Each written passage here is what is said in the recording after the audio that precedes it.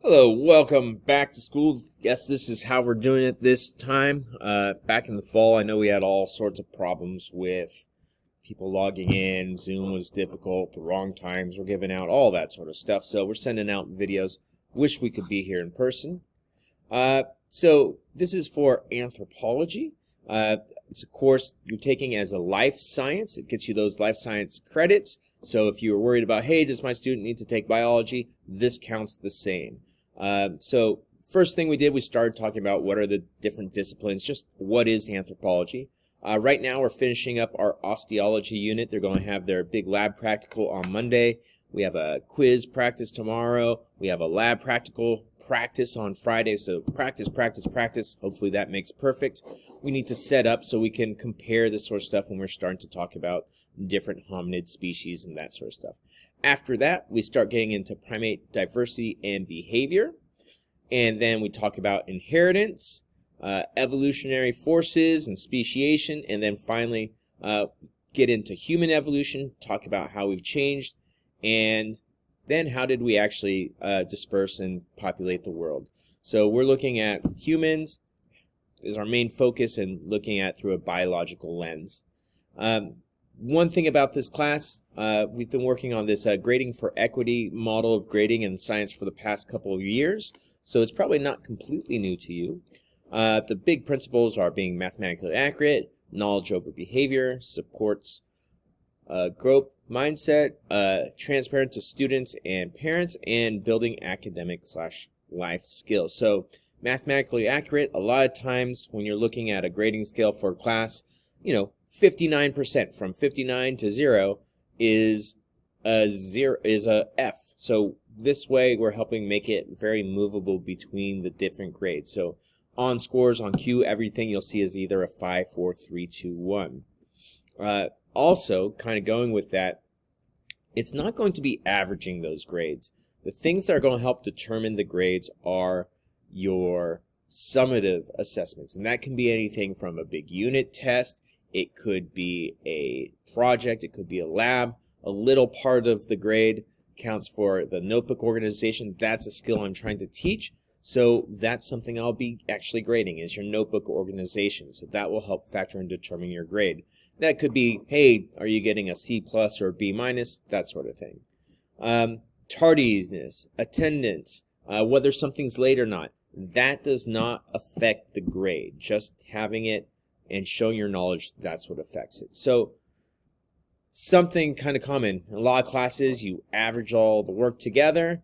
Sometimes they're worth different values, but however, let's say this person has 76 in class, in a lot of classes, that's a C. In this one, they've got a 59, and that'd be an F. Well, when I look at this, I look at their test, their unit test. That's what's showing their understanding. Maybe their lab's little if it's something I'm grading. So this one, I'm probably giving this person an F or D, depending on if I'm counting these labs or not. This person, I'm giving a B. They're showing their quizzes, they're doing well. Their labs, their tests are doing well. Their labs, they're doing well. Now, quizzes, I should talk about. We do our quizzes on Go Formative, and a lot of times we have them use notebooks or we have them using groups, that sort of thing. So quizzes are practice. They'll go on cue, but you're not going to see them in counting and determining their grade. So the test. Also going along with that, the most recent test is going to count the most. We want to give you a chance to say, hey, it's the beginning of anthropology. I'm just starting to learn on it. I got a C on my first test. All right. Well, as I go on, I should be getting better at anthropology. So maybe the next time I get an A. Well, in a lot of classes, you get an A and you get a C that averages out to a B. This class, man, you've shown you've grown. You're getting an A in the class. Now, part of that is I also have cumulative tests. So parts of the important things that we did at the beginning will still be on those more recent tests. Now, I don't want you to think the only way that I score is just on tests, because I know that's not how everybody shows their learning. So if you don't do well on a unit test, another way to show me is through a mental model, a final project. And so this one person made this that kind of related the different targets to what we're doing with our critical questions, explained those, taught these concepts. They made a video and taught me. So this is another way that you can show your understanding, and I can replace the grade. So I've done it before where the person's taken the final, they didn't do well, they did the project, and then I had to go back and do a change of grade form if I was able to change their grade. All right, so that's one thing that we can do. It doesn't have to all be unit tests and that sort of thing. Transparent to students and parents. Again, look at what the most recent grade is, and that's going to be really what's determining their grade. That's really easy. Assignments will have rubrics, like I have a rubric like this for if it's something that I'm grading. It's going to tell you what's a 5, 4, 3, 2, 1. This will be posted on Google Classroom. Also, building academic and life skills. Your student is going to have to decide, hey, do I need to put this work into the homework because it's not graded? And we'll learn that if I do the homework, I tend to do better on the quizzes and tests. If I don't do the homework, I do poorly on those. They have to manage their time. They're learning to manage their time here. So that's important. And it also gives the opportunity to manage your time, where maybe you had a soccer game until 9:30 p.m. and you had to make the choice. I only have time to do one class. I guess I'm going to do my English class tonight. And I can do my science work later because I can turn that in late and it's not going to affect me negatively. That's more college-like, that's more work-like, that sort of thing. Right? So I also wanted to show you Google Classroom. Everything that we do in class is going on Google Classroom. So if I go to physical anthropology, I go to classwork. This is what's key. Don't just use the stream. Don't use just what's due. Go to classwork and you'll see the different categories, what we're doing by unit. And down here is really important. I have the daily agenda. And on the daily agenda, it has what the homework is, what we did in class, a warm-up question you could ask to help review. It's day by day. The other thing in there really helpful for the student is the table of contents for the notebook. So you can say, hey, let me see page 24. I want to see your week 2 agenda, that sort of stuff. You can help them get organized.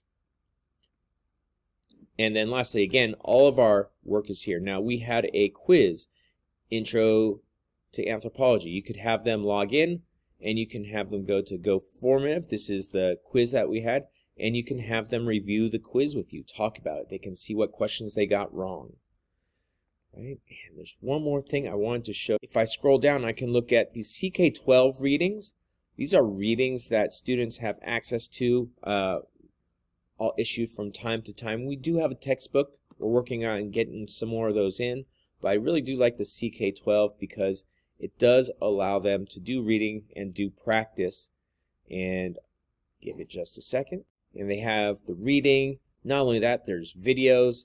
And the thing that I like best are practice questions. So they turn those in at the end. There's a little red button in that will say turn in.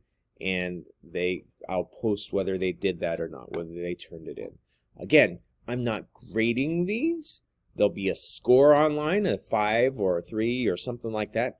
But this just shows, are they doing the practice to help them out? Again, that will be shown on Google Classroom. You'll also see it on Q when I put things in. So this person, for example, the notebook assignment, they have a 4. And this is the only thing that's actually counting as being graded right now. They have an 80%, even though they didn't do these other assignments. So right now, they've got a B+. Also, the whole grading percentages thing, I'm not using really percentages to determine. Remember, if they have a 4, that's a B. That's a good grade. If they have a 1, that's a bad grade. That's an F. So you could have all of the assignments and not have that notebook right now, and right now you would have a F. So Q is good for seeing what's there, but it doesn't really show you what the grade is. Look at their most recent summative. Ask them what their most recent summative is, and that really helps. So please email me if you have any questions. I hope this was helpful.